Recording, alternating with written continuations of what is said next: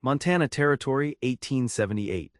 The frontier stretched before Isaac Irving like an unwritten promise, vast and untamed beneath the fading light of dusk. At 25, he sat straight-backed in his saddle, gazing across the rolling grasslands toward the tiny settlement of Whitetail Creek. The golden sun caught in his light brown hair as his horse plodded forward, each step bringing him closer to civilization after 3 months on the open range.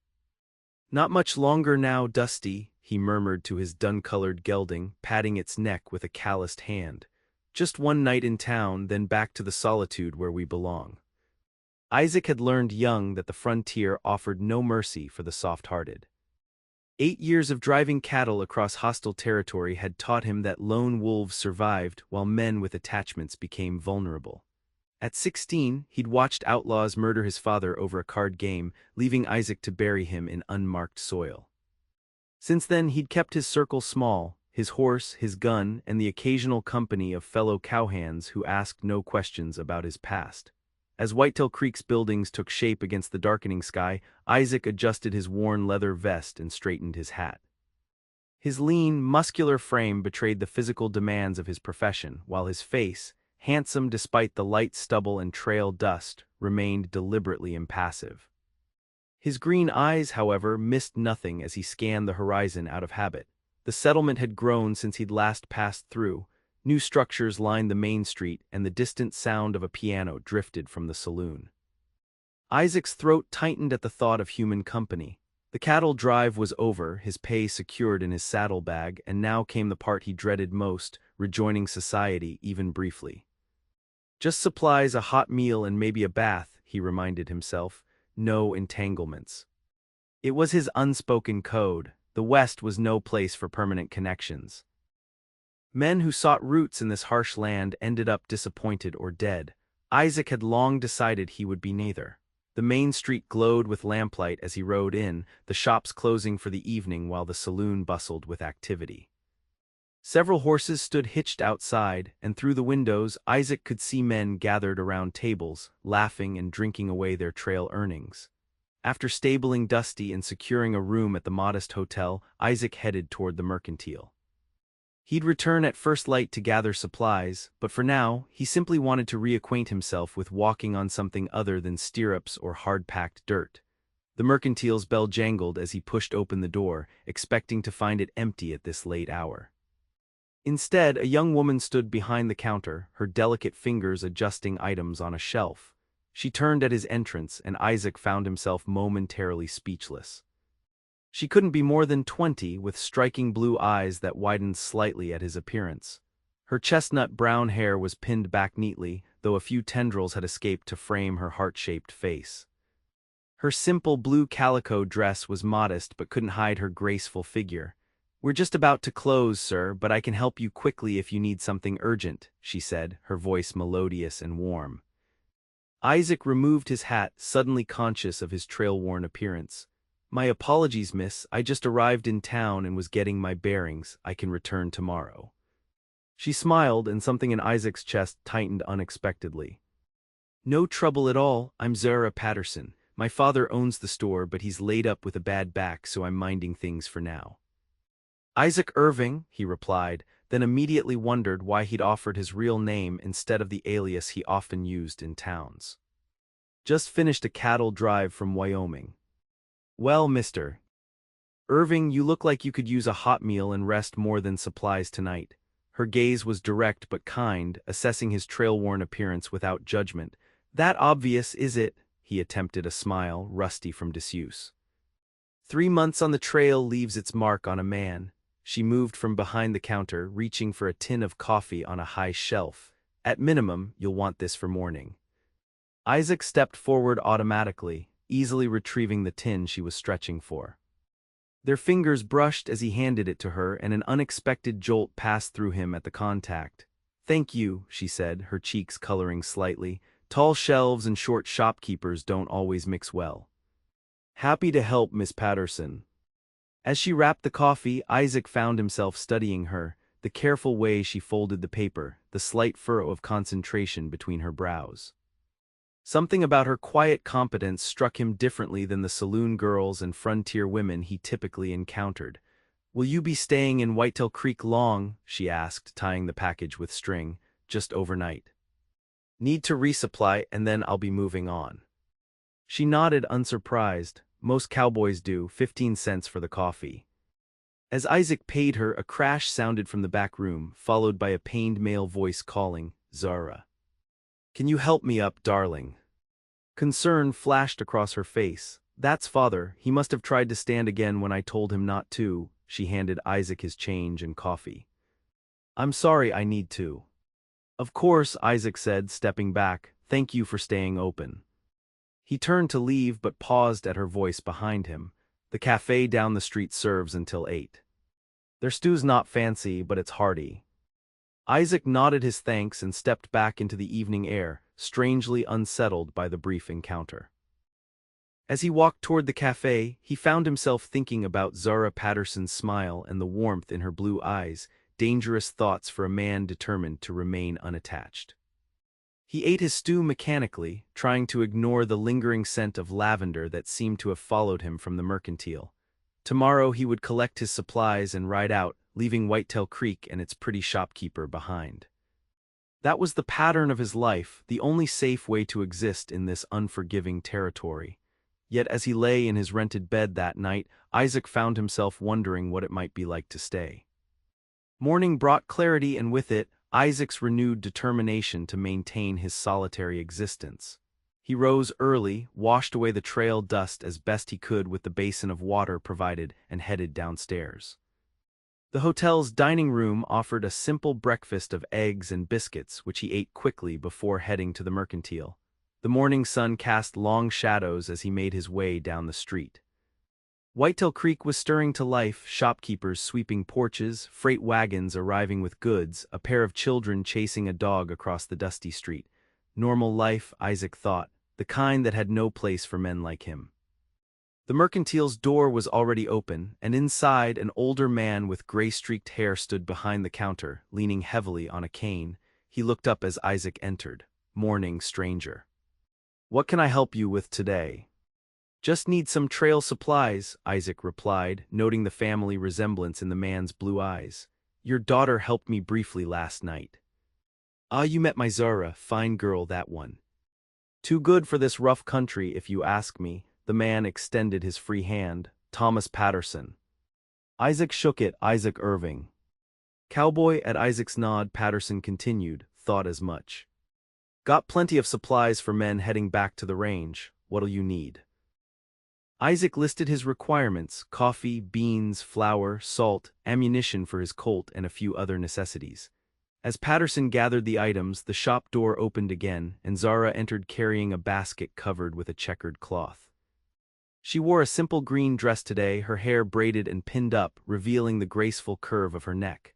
"Morning, Pa." Mrs. Hughes sent over some. She stopped short upon seeing Isaac, her eyes brightening with recognition. "Mr. Irving, good morning." "Miss Patterson," he replied, hat already in hand. "I see you've met my father." "We were just getting acquainted," Thomas said, eyeing the exchange with interest. "Mr. Irving here's stocking up before heading back to the open range." Something flickered across Zara's face, disappointment, before she smiled politely. "Of course, we get many travelers passing through." She placed her basket on the counter and moved to help her father, who was struggling to reach a sack of flour. Isaac stepped forward. "Allow me," he offered, easily lifting the heavy sack. "Much obliged," Thomas said, looking between Isaac and his daughter with growing curiosity. "These old bones don't work like they used to. Took a fall off the loading dock last month and haven't been right since." "Pa pushed himself too hard," Zara added, arranging cans on the counter. "The doctor says he needs rest, but he's stubborn as a mule." "Can't afford to rest with a business to run," Thomas grumbled. "And you can't run a business from a grave," she countered, with the practiced tone of an ongoing argument. Isaac watched their exchange with an unexpected pang.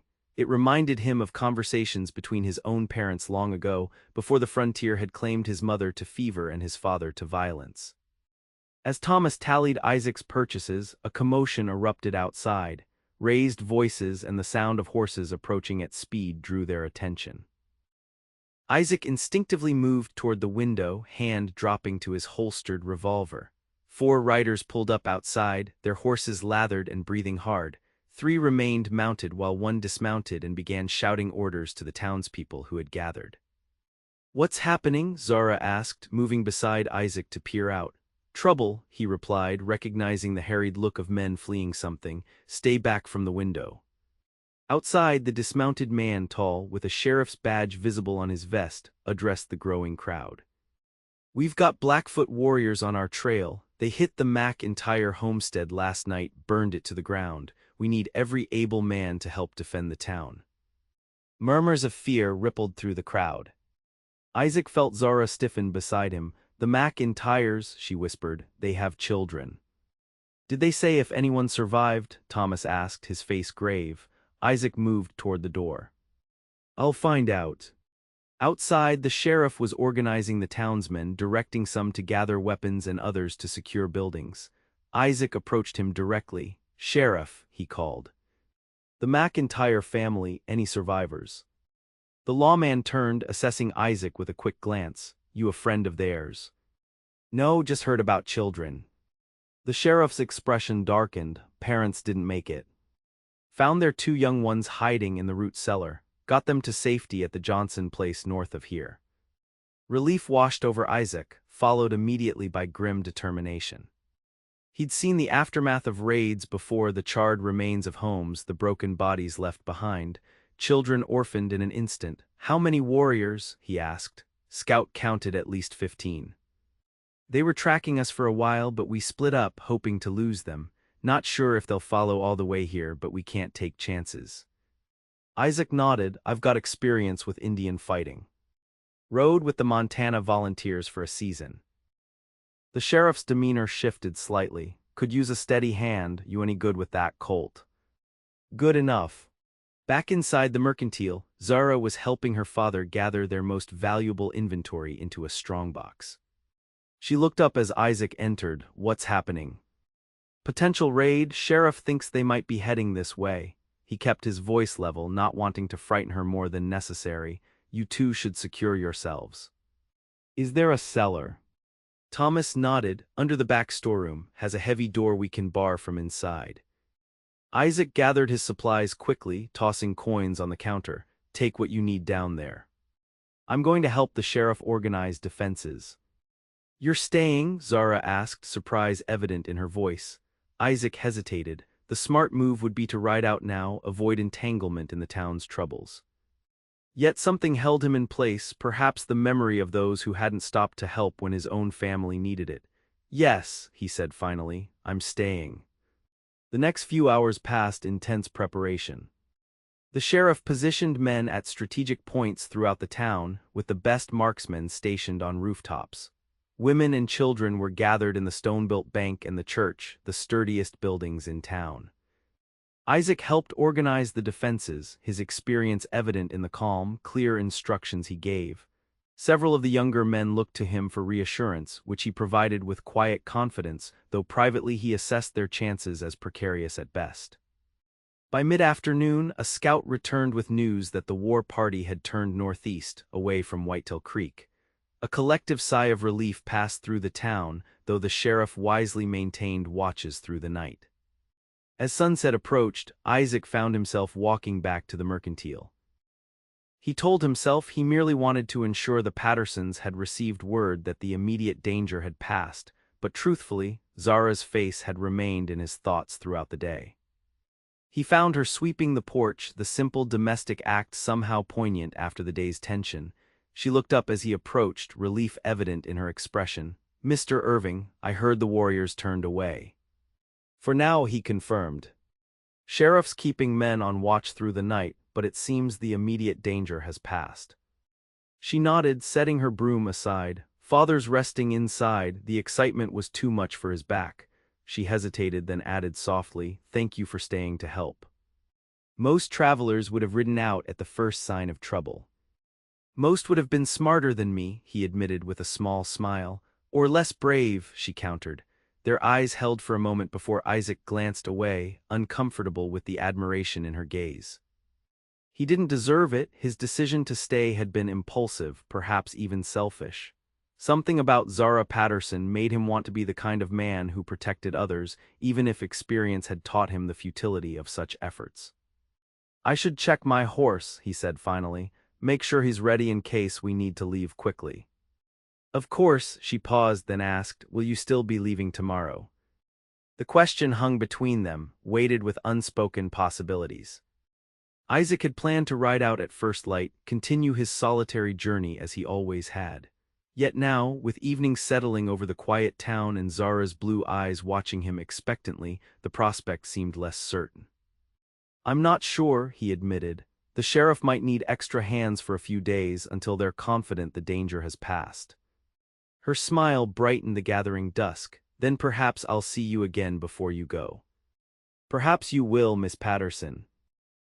As he walked away, Isaac felt something unfamiliar stirring in his chest, a warmth that had nothing to do with the summer evening. It was dangerous, he knew. Attachment led to vulnerability, and vulnerability led to pain. Yet for the first time in years, he found himself questioning whether solitude was truly the only safe path. 3 days passed with no sign of trouble. The town gradually returned to its normal rhythm, though the sheriff maintained increased patrols around the settlement's perimeter. Isaac found reasons to remain, offering to help strengthen the town's defenses, volunteering for watch shifts, repairing damaged sections of the livery stable. Each morning, he told himself he would leave the next day. Each evening found him still in Whitetail Creek, and each day, somehow, his path crossed with Zara's. Sometimes it was merely a greeting as they passed on the street. Other times, he found himself lingering at the mercantile, ostensibly examining supplies but actually listening to her talk about books she'd read or her life before moving to the territory 2 years earlier. He learned her mother had died when Zara was 16, that she'd been raised in St. Louis until her father's business failed and they'd sought a fresh start in the West. She was 20 years old, well-educated, and possessed a quiet strength that impressed Isaac more than any frontier bravado. On the fourth evening, as Isaac finished the last of his stable repairs, Thomas Patterson approached, leaning heavily on his cane. "Fine work you've done here, Mr. Irving," the older man said, surveying the reinforced stall doors. "You've got a skilled hand with carpentry." "My father taught me," Isaac replied, hammering a final nail into place. "He built our cabin in Colorado when I was a boy." "Colorado, eh? Beautiful country." Thomas settled onto a nearby barrel, clearly in no hurry to leave. "You know, we've got plenty of work for a man with your skills around here. Town's growing fast." Isaac set down his hammer, recognizing the conversation's direction. "I appreciate that, Mr. Patterson, but I don't usually stay in one place long." "So my daughter mentioned." Thomas studied him thoughtfully. "Forgive an old man's curiosity, but what keeps you moving? Most men your age are looking to stake a claim somewhere, build something lasting." The question caught Isaac off guard. Few people asked about his perpetual wandering and fewer still received honest answers, yet something about Thomas's direct gaze prompted unexpected candor. "I find it safer not to put down roots," he said finally. "The frontier's a hard place. Things you care about can be taken too easily." Understanding dawned in the older man's eyes. "You've lost people." It wasn't a question, but Isaac nodded anyway. "My mother to fever when I was 12. My father to a gunfight when I was 16. "I'm sorry, son, truly." Thomas's weathered face softened with genuine sympathy. "Loss shapes a man, no doubt about it, but it doesn't have to define your whole future." Isaac didn't respond, uncomfortable with the personal turn of the conversation. He began gathering his tools, but Thomas continued. "You know, when my Sarah died, I thought the world had ended. Zara was just 16, needed her mother something fierce. I considered giving up entirely." He tapped his cane against the dirt floor. "But then I realized something important. Hiding from loss means hiding from life itself. With respect, Mr. Patterson, it's different out here. The frontier doesn't forgive weakness." Thomas chuckled softly. "And you think caring for others is weakness? Strange conclusion for a man who just spent 3 days helping protect a town of strangers." Before Isaac could respond, the stable door opened and Zara appeared, carrying a covered dish. Her face brightened upon seeing Isaac. "There you are, Pa, supper's ready, and you promised not to overexert yourself." She nodded toward Isaac. "Good evening, Mr. Irving." Miss Patterson, he tipped his hat, noticing how the evening light caught in her chestnut hair. Mr. Irving has been doing fine work on the stable, Thomas said, rising slowly. I was just suggesting he might consider staying in Whitetail Creek a while longer. Zara's cheeks colored slightly. Pa, you shouldn't pressure our visitors, she turned to Isaac. Though of course you'd be welcome to stay. The sincerity in her voice stirred something in Isaac, a longing he'd thought long buried. For a moment he allowed himself to imagine what staying might mean. Regular meals at a proper table, a community that knew his name, perhaps even— No, he cut the thought short, such dreams weren't for men like him. I appreciate the thought, he said carefully. But I should be moving on soon. Disappointment flickered across Zara's face before she masked it with a polite smile. Of course. Well, good evening to you, Mr. Irving. As she helped her father toward the door, Thomas glanced back. Think on what I said, son, life's too short for running. After they left, Isaac remained in the stable, their words echoing uncomfortably in his mind. The truth was, he'd already stayed longer than was prudent. Each day in Whitetail Creek weakened his resolve to remain unattached, particularly each day spent in Zara Patterson's company. Tomorrow, he decided firmly. Tomorrow he would ride out, regardless of unfinished projects or blue-eyed shopkeepers who made him question everything he'd believed about survival in the West. But fate, as it often did on the frontier, had other plans. Dawn brought a pounding on Isaac's hotel room door. He opened it to find the sheriff, grim-faced and haggard. Irving, we've got trouble. A stage was hit 10 miles east of here. Driver made it back, but the passengers are being held. Isaac dressed quickly as the sheriff explained. 4 armed men had ambushed the Whitetail Creek to Helena stage, killing 1 passenger who'd resisted and taking the others hostage. They'd sent the driver back with demands. $5,000 and fresh horses by sundown or the hostages would die. How many passengers? Isaac asked as they hurried down the stairs. 3, 2 men and a woman, the sheriff's voice tightened. Zara Patterson is the woman. She was headed to Helena to arrange supplies for her father's store. Isaac stopped cold, a wave of dread washing over him. Zara. I'm afraid so, her father's beside himself. She took the early stage, planning to return tomorrow. Outside, a group of townsmen had gathered, Thomas Patterson among them, his face ashen with fear. Upon seeing Isaac, he pushed forward. Irving, you're going after them, aren't you? The sheriff says you know this country.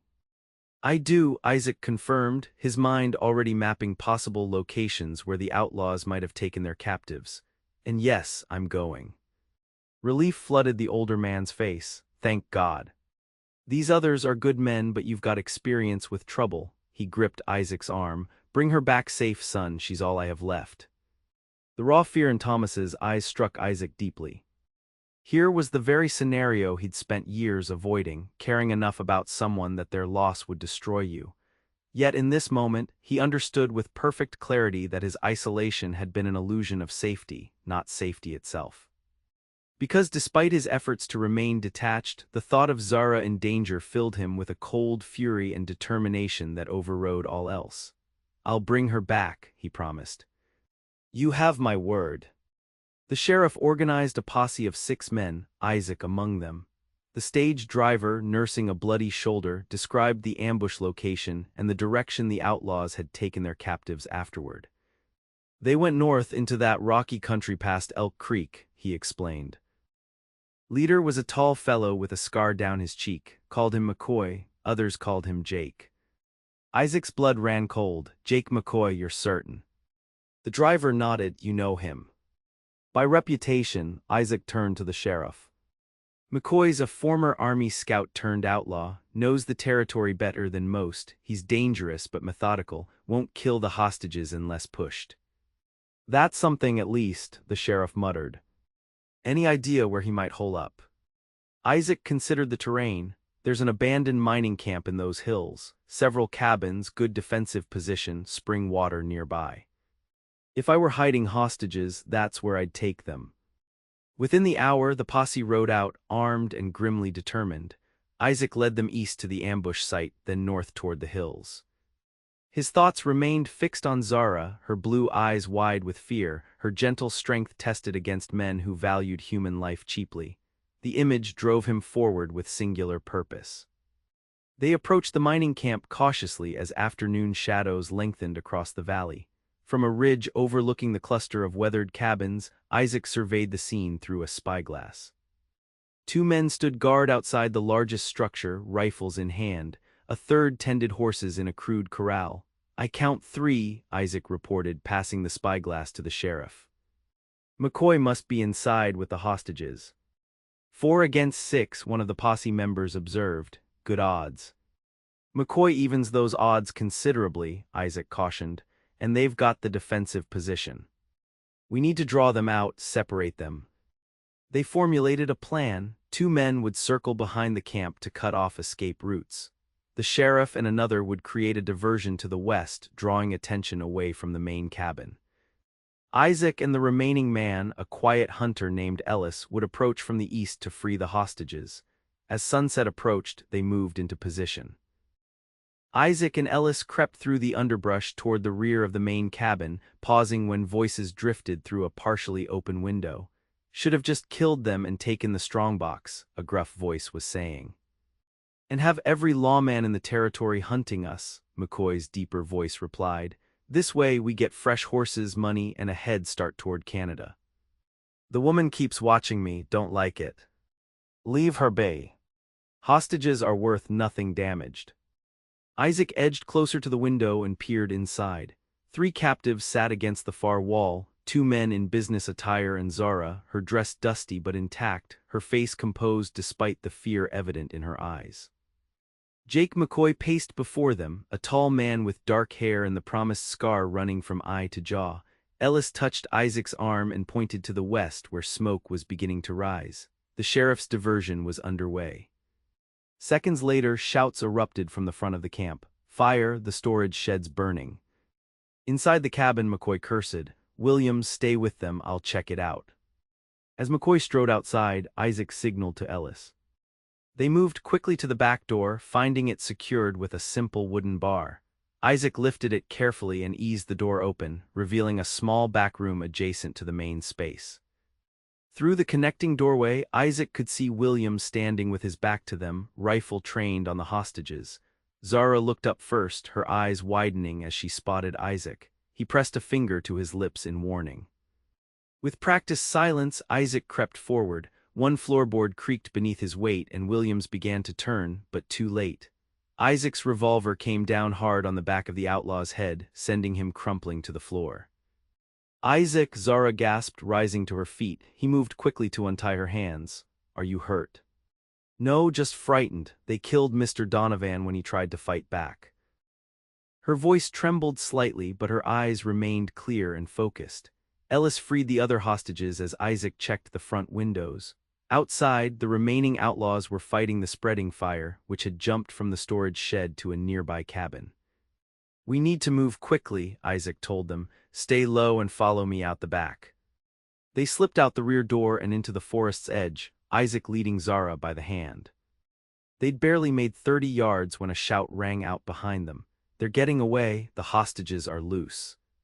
Gunfire erupted, bullets splintering bark from nearby trees. Isaac pulled Zara behind a large boulder, the other hostages and Ellis taking cover nearby. "Keep going toward the ridge," Isaac told Ellis. "The sheriff's waiting." "I'll hold them off." "Isaac, no," Zara began, but he cut her off. "Trust me," he said, meeting her eyes. "I'll be right behind you." As Ellis led the others away, Isaac took position behind the boulder, his Colt ready. When one of the outlaws appeared at the edge of the clearing, Isaac fired twice, forcing the man back into cover. For several tense minutes, he exchanged fire with the pursuers, gradually retreating to follow the other's path. He was nearly to the ridge when a bullet grazed his left arm, tearing through his sleeve and drawing a line of fire across his flesh. Isaac bit back a curse, pressing onward. At the top of the ridge, he found the sheriff and the rest of the posse engaged in a firefight with the remaining outlaws. Zara was huddled with the other hostages behind a fallen log, her face lighting with relief when she saw him. "You're bleeding," she said, immediately tearing a strip from her petticoat to bind his wound. "It's nothing," he assured her, though the gentleness of her touch sent an unexpected warmth through him. The firefight intensified as McCoy and his remaining men realized they were outnumbered. When one of the posse members landed a shot that dropped an outlaw in his tracks, the tide turned. Minutes later, McCoy himself threw down his weapon, hands raised in surrender. The return to Whitetail Creek was triumphant. The surviving outlaws were shackled and loaded into a wagon for transport to the territorial prison. The rescued hostages, including Zara, were treated as heroes for their bravery. Thomas Patterson wept openly when Zara was returned to him, embracing both his daughter and Isaac with fervent gratitude. "I told you," the old man said to Isaac later, as a doctor tended his wounded arm, "the frontier forgives more than you think." That night, unable to sleep despite exhaustion, Isaac found himself on the hotel's small balcony, staring at the stars. The events of the day had shaken loose something within him, confronted him with truths he'd spent years denying. The soft sound of footsteps interrupted his thoughts. He turned to find Zara approaching, wrapped in a shawl against the night air. "I saw your light," she explained. "Father's finally asleep, but I couldn't rest." "You should be resting," he said gently. "You've been through an ordeal." "As have you." She moved beside him at the railing, her presence both comforting and unsettling. "Thank you for saving my life today." Isaac shook his head. "I did what anyone would do." "No," she said firmly, "not anyone. You risked yourself for strangers. That's rare in this territory." After a pause, she added softly, "Father says you're still planning to leave tomorrow." The question in her voice was unmistakable, and for once, Isaac found himself without an automatic answer. The day's events had forced him to confront the lie at the center of his existence, that remaining unattached kept him safe from pain. Watching Zara in danger had proven otherwise. "I don't know," he admitted. "For 8 years I've believed the only way to survive out here was to keep moving, to avoid connections that make you vulnerable." And now, her blue eyes caught the moonlight as she turned toward him. "Now I wonder if that's just been an excuse, a way to avoid the risk of caring." He met her gaze directly. "Because today I realized something. When I heard you were in danger, nothing else mattered. Not safety, not solitude, nothing but finding you." The confession hung between them, more revealing than Isaac had intended. Zara's expression softened, and she reached out to touch his wounded arm gently. "Perhaps true safety isn't found in isolation," she suggested. "Perhaps it's found in having people worth fighting for and who would fight for you in return." Her words resonated with a truth Isaac had been approaching for days. The comfort he'd found in Whitetail Creek wasn't merely in its peaceful streets or the honest work available. It was in the community that had formed around him without his noticing: Thomas's fatherly advice, the sheriff's professional respect, and most of all, Zara's quiet presence that somehow made him feel both challenged and accepted. "I've spent so long running from pain that I forgot what it was to hope for something better," he said quietly. Zara's hand found his on the railing. "It's not too late to remember." In that moment, beneath the vast Montana sky, Isaac made a decision that would alter the course of his life. He turned his hand to clasp hers, the simple contact sealing an unspoken promise. "I think," he said carefully, "Whitetail Creek could use a decent carpenter, at least for a while." Her smile rivaled the stars overhead. "I think you might be right, Mr. Irving." "Isaac," he corrected gently. "If I'm staying, you should call me Isaac." "Isaac," she repeated, his name sounding like a beginning on her lips. The weeks that followed transformed Whitetail Creek and Isaac Irving alike. He rented a small cabin at the edge of town and established himself as a carpenter and occasional deputy when the sheriff needed assistance. Work came steadily: repairs to the stage station, expansions to growing businesses, furniture for new families arriving in the settlement. His evenings often found him at the Patterson home, sharing supper with Thomas and Zara. The older man's health improved gradually, allowing him to take more active role in the store again. Isaac's presence became so common that townspeople began to refer to him as one of ours, rather than that cowboy passing through. Summer faded into autumn, and with the changing leaves came a changing heart. Isaac no longer viewed connection as weakness but recognized it as the very strength that had been missing from his life. The friendships he formed, the community that embraced him, and most especially, the deepening relationship with Zara, all gave him roots he'd never expected to welcome. Their courtship progressed with proper decorum but unmistakable intention. They walked together after church services, shared books and conversations, and gradually revealed their histories to each other. Isaac told her about his parents, about the years of drifting, about the walls he'd built around his heart. Zara spoke of St. Louis, of her mother's death, of adjusting to frontier life with its hardships and unexpected joys. By the time winter's first snow dusted Whitetail Creek, Isaac knew with certainty that his wandering days were over. On a crisp December evening, he visited the Patterson home with purpose in his step and hope in his heart. Thomas answered his knock, ushering him into the warm parlor with knowing eyes. "She's just finishing in the kitchen. Come warm yourself by the fire." As Isaac stood before the hearth, Thomas settled into his armchair with a contemplative expression. "You know, when I first met you, I saw a man running from ghosts. Now I see a man building a future." "Thanks to you and Zara," Isaac replied, "you helped me see what I was missing." Thomas waved away the gratitude. "A man makes his own choices. You chose to stay, to open yourself to possibility." He leaned forward slightly. "And what possibility brings you calling this evening, with that determined look about you?" Before Isaac could respond, Zara entered, her face brightening at the sight of him. Her chestnut hair was arranged in a simple knot, a few strands framing her face. Her blue dress complemented her eyes, which sparkled with pleasure at his unexpected visit. "Isaac, I didn't know you were coming by tonight." "I needed to speak with you," he said, suddenly aware of his racing heart. "Both of you, actually." Thomas's smile widened as he understood. "Well then, I'm listening." Isaac had rehearsed words all day, but now, facing Zara's curious expression, they fled his mind. Instead, sincerity guided him. "Mr. Patterson, when I arrived in Whitetail Creek 6 months ago, I had no intention of staying more than a night. I believed the frontier was no place for putting down roots, that a man survived best alone." He turned to Zara. "Your daughter helped me see how wrong I was." Zara's eyes widened as she realized the conversation's direction. "In you, Zara, I found everything I never knew I was searching for: kindness, strength, a heart that sees goodness even in broken places." Isaac took her hand gently. "You made me believe in possibilities again, in building something that lasts." Thomas cleared his throat, clearly affected but maintaining composure. "Are you asking my permission, son?" "Yes, sir. I would like your blessing to ask for Zara's hand in marriage." The older man nodded solemnly. "You have it with all my heart. You're the man I would have chosen for her had the choice been mine." Isaac turned fully to Zara, whose cheeks were flushed with emotion. He dropped to one knee, still holding her hand. "Zara Patterson, I spent years believing I needed nothing and no one. You taught me otherwise. Would you do me the honor of becoming my wife?"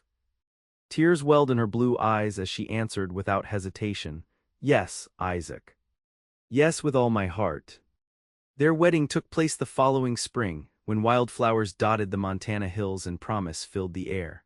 The entire town turned out for the celebration. The mercantile closed for the day as Whitetail Creek gathered to witness the union of the wandering cowboy and the shopkeeper's daughter. As Isaac stood before the small church, watching Zara walk toward him in a gown of ivory satin with wildflowers in her hair, he marveled at the journey that had brought him here. The young man who had ridden into town believing attachment was weakness now understood that true strength lay in the courage to love despite the frontier's harshness. When they spoke their vows, Isaac's promise held the weight of a man who had found his true north after years of drifting.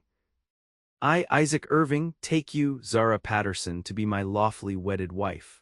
I promise to cherish and protect you all the days of my life, to build our home and future together, and to never again fear the vulnerability that comes with loving completely." Zara's answering vows, spoken in her clear, steady voice, affirmed the partnership they had forged. "I, Zara Patterson, take you, Isaac Irving, to be my lawfully wedded husband. I promise to stand beside you through whatever challenges we face, to create a haven of love in this wild country, and to remind you always that in finding each other, we have found our truest strength." The years that followed proved the wisdom of their union. Isaac's carpentry business flourished, expanding to include a small lumber mill that supplied growing settlements throughout the territory. Zara continued managing the mercantile after her father's passing, transforming it into a thriving enterprise that served as Whitetail Creek's center of commerce and community. Their home, built by Isaac's own hands on a gentle rise overlooking the town, became known for its warmth and hospitality. Children came, first a son with Isaac's green eyes and determined spirit, then twin daughters who inherited their mother's chestnut hair and compassionate nature. The family grew alongside the town, weathering the frontier's inevitable hardships with the resilience that comes from facing life together rather than alone. On their 10th wedding anniversary, as they sat on their porch watching their children play in the yard's last light, Zara took Isaac's hand and placed it over her heart. "Do you ever regret it?" she asked quietly, "choosing to stay when you could have kept your freedom?" Isaac smiled, drawing her closer. "I never found freedom on the trail, Zara. I found it here with you. In choosing you, I finally chose myself, the man I was meant to be, not the ghost I'd become." She rested her head against his shoulder, content in the truth of his words. "Who would have thought that a tired cowboy walking into my father's store would change everything?" "I think perhaps it was inevitable," Isaac replied, watching their children's laughter paint the gathering dusk with joy. "Some choices aren't really choices at all, but recognitions of what's already written in your heart." As darkness settled over the Montana Valley, the lights of Whitetail Creek glowed warmly below, a testament to the community they'd helped build. Isaac Irving, once determined to remain untethered, now found himself bound by the most precious ties of all, and discovered in that connection not constraint, but the truest freedom he'd ever known. In choosing Zara, he had indeed changed their lives forever. But more importantly, he had allowed himself to be changed, from a man who survived alone to one who thrived in the shared strength of love. And in that transformation lay the greatest adventure the frontier could offer. Not solitary wandering, but the courage to build a home where none had existed before.